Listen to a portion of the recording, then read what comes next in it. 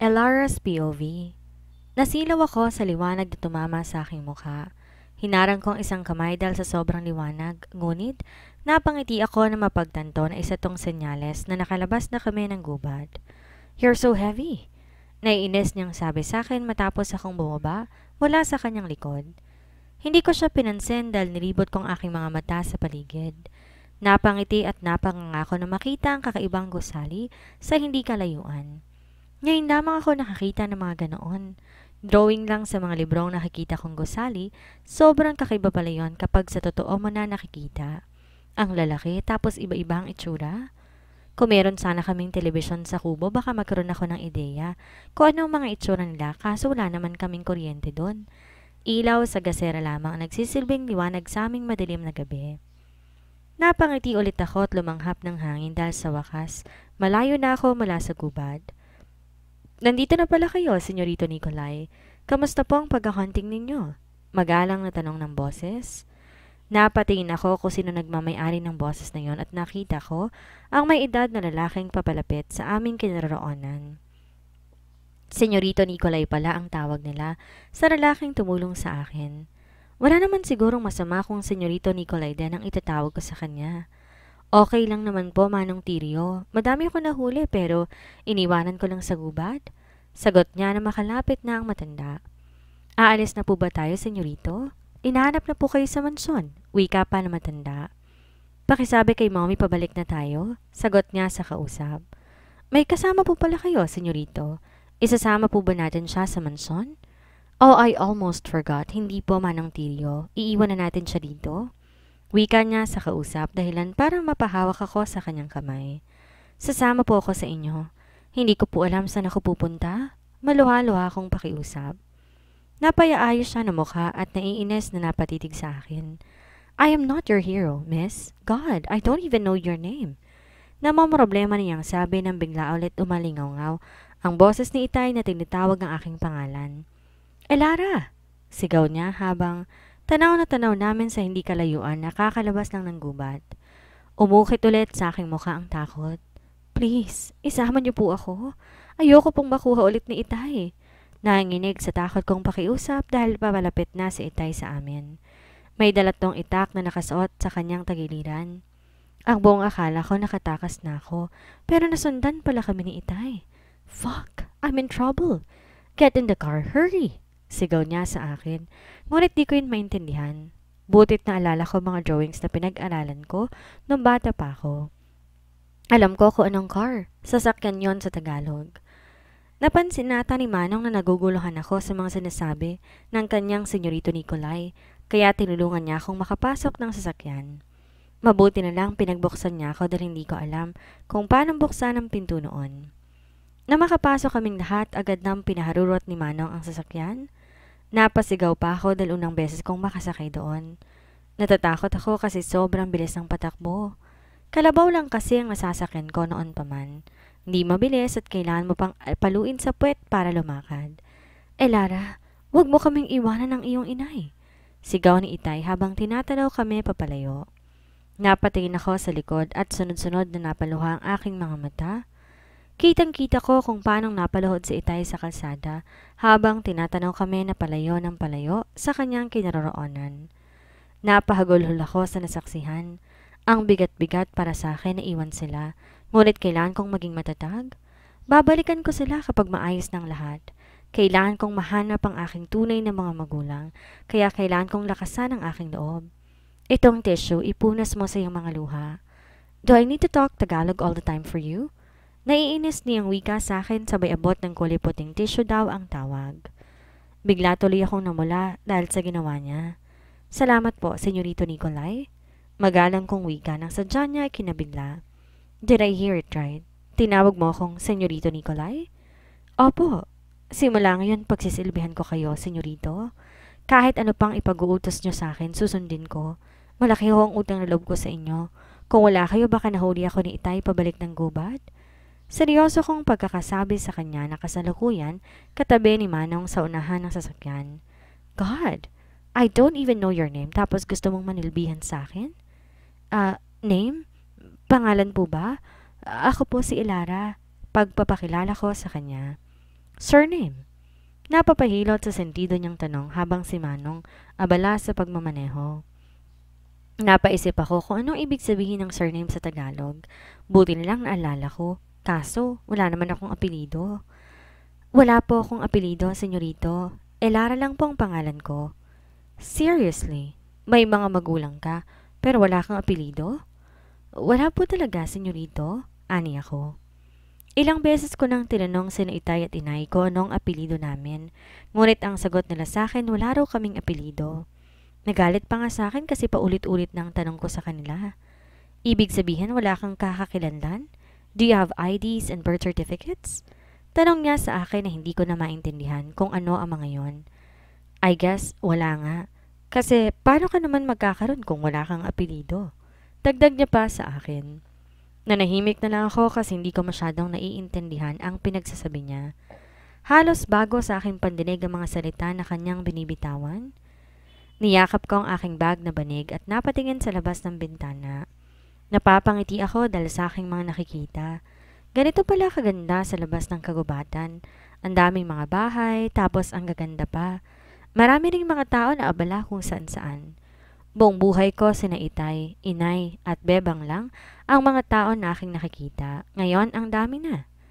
Maya-maya pa pumasok ang sasakyan sa isang malaki at kakaibang bakod. Natulala ako at napabilog ang aking bunganga na makitang napakalaking bahay. Halos lumuwa ang aking mga mata dahil sa sobrang laki at ganda noon. Pinagbuksan ako ng pinto ni Manong. Lumabas ako habang yakap-yakap ang bag na banig at napatingala sa napakalaking bahay. Napapaisip tuloy ako kung anong itsura sa loob noon. Napakurap ako nang bigla magsalita si Manong. Ito ang tsinelas para sa iyo, iha. Hindi ka pwedeng pumasok ng nakapaa? Salamat po. Sagot ko sabay suot ng tsinelas na ibinigay niya. Lakad takbo ko nakasunod kay senyorito papasok sa loob. May mga sumalubong sa aming mga naka-uniforme na sa tingin ko ay mga katulong ng malaking bahay na yon. Good afternoon, senyorito Nicolay. Bati ng mga yon habang nakayoko. Ginaya ko ang ginawa nila kaya yumuko din ako at bumati ng magandang hapon po. Ani ako habang halata sa kanilang mga mukha ang pagkabigla na makita kong kasama ng kanilang senyorito. Good afternoon, anang senyorito sa mga ito. Na makapasok kami, sobra akong namangha sa ganda ng loob. Para ko nananaginip sa kakaibang nakikita. Para siyang palasyo sa mga fairy tale na nababasa ko sa libro. Napakurap ako na makita isang babae na medyo may edad na, ngunit maganda pa rin na papalapit sa amin. You're here, iho. Kamastang hunting? Did you enjoy? Wika ng babae na sa tingin ko, inay ni senyorito. Ngumiti sa senyorito at saka humalik sa pisngi ng kanyang ina. Ngunit hindi pa man nakakasagot sa senyorito sa tanong niya, nagulat na to na mapansin ako. Oh, is this the new maid of our mansion? How old are you, iha? Mga tanong niya sa akin. Pero hindi ko masyadong maintindihan kasi Ingles yun. Napayuko na lang ako at binati siya. Magandang hapon po, madam. Kamusta po kayo? Wika ko dahilan para mapangiti siya sa akin. Oh, I like this new maid. She looks innocent and mysterious. Dagdag pa ng ina niya. You're right, mommy. She is the new maid. Nanatili akong nakayoko dahil hindi ko masyado maintindihan ang kanilang pinag-uusapan. Sakto po, kakaalis lang ng dati nating katulong, kaya't siya munang kapalit. Dagdag pa na senyorito dahilan para mapaangat ako ng mukha at mapangiti. Malawak ang aking mga ngiti dahil magiging katulong na ako ng mansyon na to. May matutulugan, makakain, tapos baka bigyan pa nila ako ng pera. Salamat po, ama, at hindi niyo ako pinabayaan. Pasasalamat ko sa aking isip. Mukhang mabait naman ang ina na senyorito Nicolay kasi palangiti. Natutuwa raw siya sa akin dahil parang wala daw akong malay sa mga bagay-bagay, tapos ang ganda-ganda ko raw na dalaga. Kaya lang nahihiwagaan daw siya sa pagkatao ko. Pero pinagtapat ko naman sa kanya na lumaki ako sa gubat, malayo sa ganitong kapaligiran ang kinalakhan ko. Tumawa lamang sa akin si madam at kakaiba daw akong dalaga, pero gusto niya raw ako. Panay pang Ingles sa akin kahit di ko naman maintindihan ang halos lahat ng sinasabi niya. Yaya, Dahlia, ikaw na po ang bahala sa bago nating kasambahay? Ani Madam Edita. I will go upstairs. Si Yaya Dahlia nang bahala sa iyo. Paalam sa akin ni madam. Salamat po, madam. Nakangiti kong sabi sabay ko sa kanya. Ako nga palang mayordoma ng mansyon na to, iha. Aling Dahlia na lamang itawag mo sa akin? Nakangiting sabi ng may edad na matanda sa akin. Magandang hapon po, Aling Dahlia. Ako nga po pala si Elara. Ang ganda naman ng pangalan mo, iha. Kasing ganda ng iyong pagmumukha. Saang lugar ka ba galing at anong apelido ng mga magulang mo? Malay mo malapit pala tayong magkamag-anak. Salamat po, Aling Dahlia. Sa gubat po ako lumaki tapos hindi ko po alam kung anong apelido namin. Nalungkot kong pagkakasabi na sobrang ikinabigla ni Aling Dahlia. Kawawang bata naman pala ito. Paanong wala kang apelido at saang gubat ka lumaki? Para ka talagang si Tarzan na lumaki sa gubat. Ganun na nga ho, Aling Dahlia. Sagot ko kasi alam ko ang kwento ni Tarzan.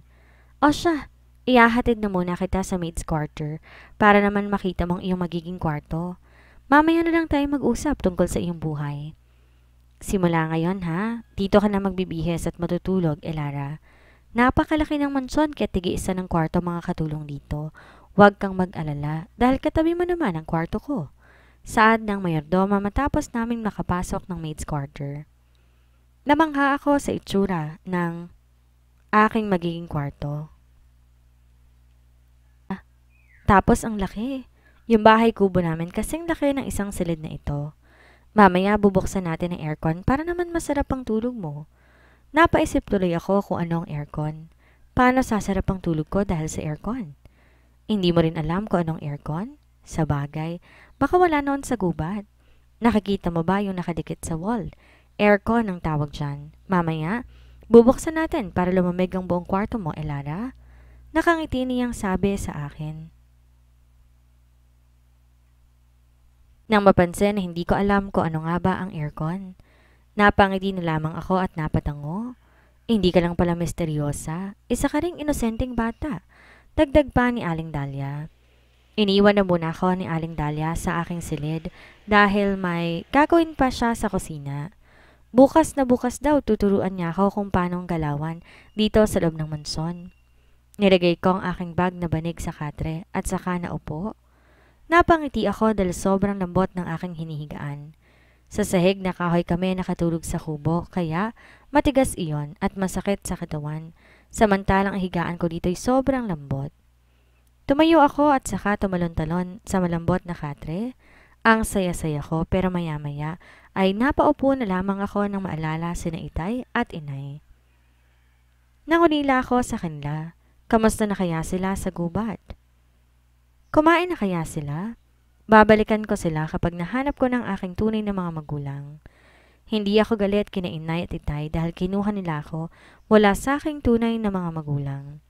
Hindi ko naman alam ang tunay na kwento kung bakit ako napunta sa kanila. Mas pinili kong tumakas kaysang tanungin sina Inay sa totoong nangyari kasi alam ko, ikukulong lang nila ako kapag nagtanong ako. Napakarap ako nang bigla may kumatok sa pinto ng aking silid. Ikaw ba yung bagong katulong? Pinapatawag ka ni Senyorito Nicolay sa kanyang kwarto. Seryosong saad sa akin na isa pang katulong na sa tingin ko nasa 30 pa lamang ang edad. Walang galang ang isang katulong to ah.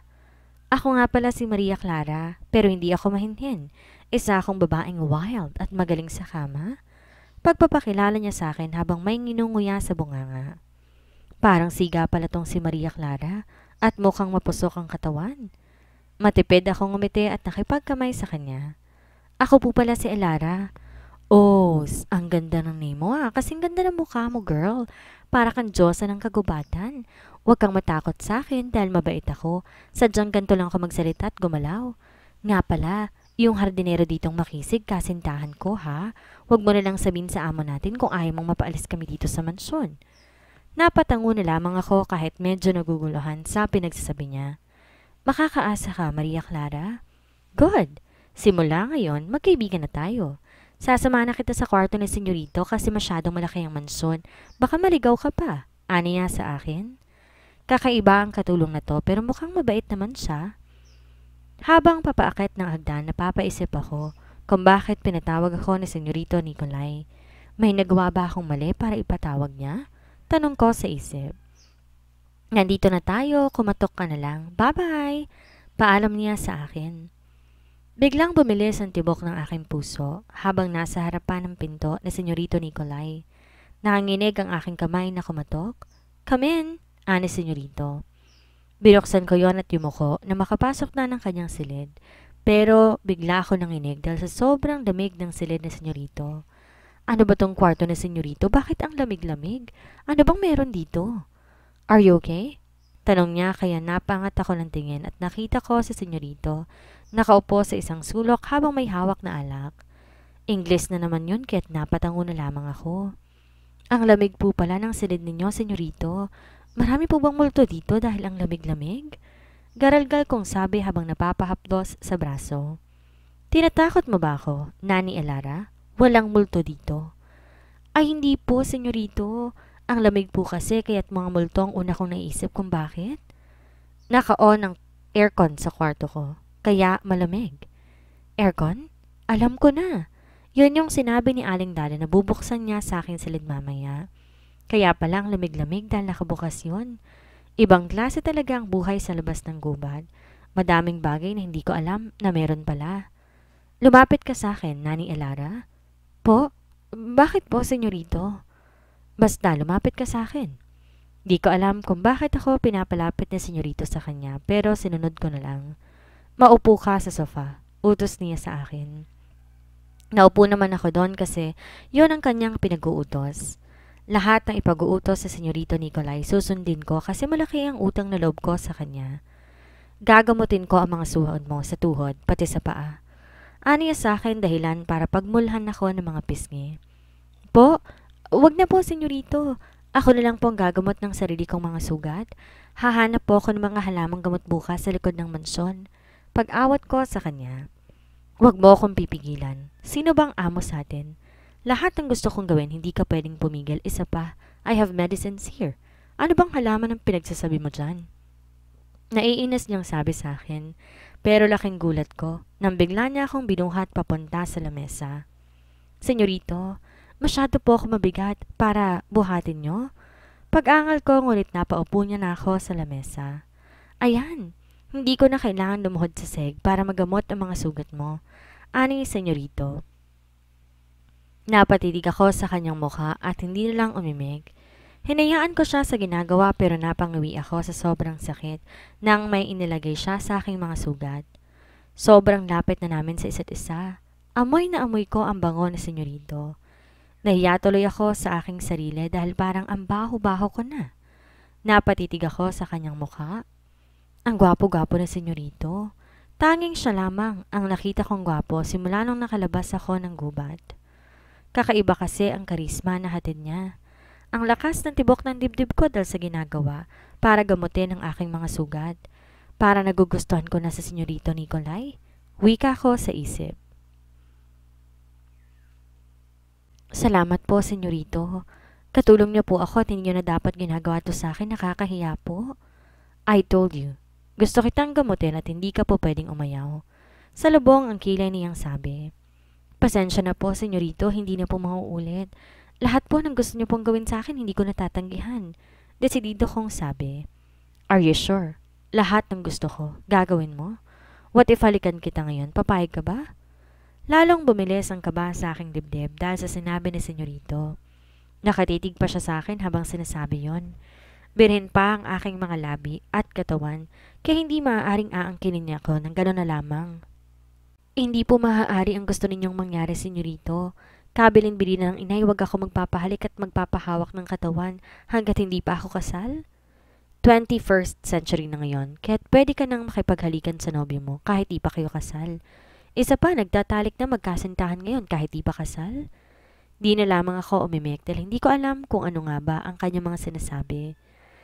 "Hindi po talaga maaari, lalo't hindi naman po tayo magnobyo." "Tumatanggi ka? Paano kung yun ang gusto kong gawin sa mga labi mo ngayon?" Gano'n na nga po, Senyorito. Isa pa, bakit niyo naman po ako hahalikan? Iniibig niyo na po ba ako kaya't gusto niyong angkinin ang aking mga labi?" Ngumisi si Senyorito sa akin. "You're different among women, Nani Elara. You're beautiful, innocent, and mysterious. I cannot wait to have your heart and soul." Napakamot na lang ako sa ulo dahil sa pinagsasabi ni Senyorito. Basta hindi po pwedeng maglapat ang mga labi natin. Kung hindi man tayo umiibig sa isa't isa, paninindigan ko pa. Pero ang akala ko ba'y gagawin mong lahat para sa akin? Napaisip tuloy ako. Sinabi ko ngayon kay senyorito at sa aking sarili na lahat gagawin ko para sa kanya. Opo. Gagawin ko po ang lahat ng gusto ninyo. Hahayaan ko din po kayong gawin sa akin ang mga gusto niyong gawin. Pero may hihilingin po sana ako. Pwede po bang bukod sa libreng tirahan at pagkain, bigyan niyo din po ako ng pera? Konti lang po kasi ang mga damit na dala ko at gusto ko po sanang bumili. Tsaka gusto ko ring bumili ng mga libro para mas matuto sa wikang Ingles. Di ko po kasi maintindihan ang mga sinasabi niyo eh. Sumasakit ang ulo ko. Natawa sa senyorito sa aking mga sinabi, dahilan para magpakita ang dimple niya sa kanang pisngi. Nagbibiro lang naman ako tungkol dun sa halik. Huwag kang mag-alala.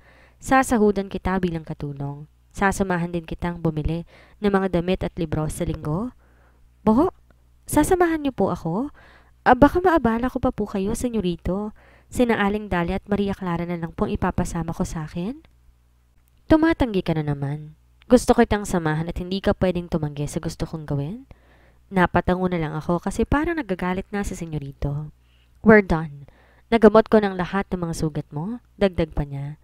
Salamat po, senyorito. Ani ako pero nandaki ang aking mga mata nang bigla niya akong binuhat pababa na mesa. Kumuha ka ng ice sa baba para sa alak na iniinom ko. Utos ni senyorito pero napaisip ako ng sobrang lalim. Kukuha raw ako ng ice sa baba para sa alak niya. Kaninong mata ang kukunin ko para ibigay kay senyorito? Ice po ba ang kukunin ko, senyorito? Oo, bilisan mo, Nani Elara. Kaninong mata pong kukunin ko, senyorito? Isa pa, bakit kailangan nyo ng mata para sa alak? Aswang po ba kayo? Hindi ko po pwedeng gawin ang pinag-uutos nyo, pasensya na. Pero hindi po ako mamamatay tao para dumukot ng mga mata para sa inyo. What? Are you crazy? Yelo ang pinapakuha ko sa'yo, hindi mga mata. Pambihira, ang hirap mong kausap. Napatakip ako ng bunganga, napakamot ng ulo. Yelo? Ano po yun, senyorito? Ang lakas talaga ng tama mo sa utak. Sa bagay, walang yelo sa gubat. Never mind. Kaya dahil na lang ako magpapakuha mamaya. Naiinis nang sabi ni senyorito. Paumanhin po, senyorito. Ang dami ko pong hindi alam. Hayaan niyo po mag-aaral ako at magpapatulo sa ibang katulong. Ani ako na tila nahihiya na sa kanya. Maupo ka muna dahil marami pa akong itatanong sa'yo. Naupo ako sa kanyang harapan at napakuyom na mga hita dahil nakabestida lamang ako. Ano kaya mga itatanong na senyorito sa akin? Tell me, what's your plan? Kailangan pala Tagalog dahil hindi mo masyado naiintindihan. Ako pa talagang mag-a-adjust para sa'yo, ha? Ano ang pinaplano mo? Sabihin mo sa akin. Po, wala po akong pinaplano, senyorito. Bakit ka tumakas sa mga magulang mo? Di ba ang sabi mo, ipapaliwanag mo sa akin lahat kapag tinulungan kitang makatakas sa gubat? Napaisip ako. Di ko maaaring sabihin kay senyorito na tumakas ako dahil nalaman kong ampon ako at hahanapin kong tunay kong mga magulang. Baka pagtawanan lamang ako ni senyorito kasi paano ko naman mahahanap ang mga magulang gamit lang isang kwintas at panyo? 21 na pong edad ko. Sa gubat lang umikot ang aking mundo. Ayokong payagan ng aking mga magulang na makalabas ng kagubatan kaya tumakas na lang po ako. Naniningkit ang mga mata ni senyorito sa akin na tila nakukulangan sa aking paliwanag. Dahil lang di ka pinapayagan makalabas, kaya ka tumakas? Kawawa naman ang mga magulang mo dahil iniwan mo ng basta-basta. Dapat pala hindi kita tinulungan makaalis doon. May iba pa po akong dahilan, pero hindi ko po pwedeng sabihin sa inyo, senyorito. Dahil sa mga sinasabi mo, lalo ko nagdududa sa totoo mong pakay. Hindi ko nga alam kung paniniwalaan ko ba yung sinasabi mo. Mabuti po akong tao, senyorito. Kung may rason man kung bakit po ako nandito, hindi po yung laban sa inyo. Ani ko dahil parang ayaw kong pagkatiwalaan ni senyorito. Para sa kanya, isa akong taang walang pagkakakilanlan. Napabuntong hininga sa senyorito at napadikwatro. Sa gubat ka nga ba't lumaki na kahit isang beses ay hindi nakalabas ng kakahuyan? Parang mahirap paniwalaan na isa kang taong gubat dahil ang kinis-kinis at ang puti-puti mo. Hindi po ba pwedeng maging makinis at maputi ang taong gubat? Kaya nga po ganito ko kaputi dahil doon lang ako nakakulong sa long na 2 dekada. Hindi ako masyadong naiinitan dahil bihira ho akong isama sa palayan at taniman ni na inay at itay. Okay, so bakit ka kinukulong ng mga magulang mo? dahil ayoko nila akong mawala sa kanila. Ganon po sila ka-strict pa sa akin, lalo na kung ang paglabas sa gubat ang pag-uusapan. Nasasakal po ako sa ginagawa nila kaya tumakas na lamang po ako. Napapaisip lang din ako kung bakit walang apelidong pamilya mo. Di ka naman espiya ng mga kalaban naming kumpanya, hindi ba? Tanong na senyorito sa akin habang malalim na nakatitig. Ay, hindi po, senyorito. Maniwala po kayo sa akin.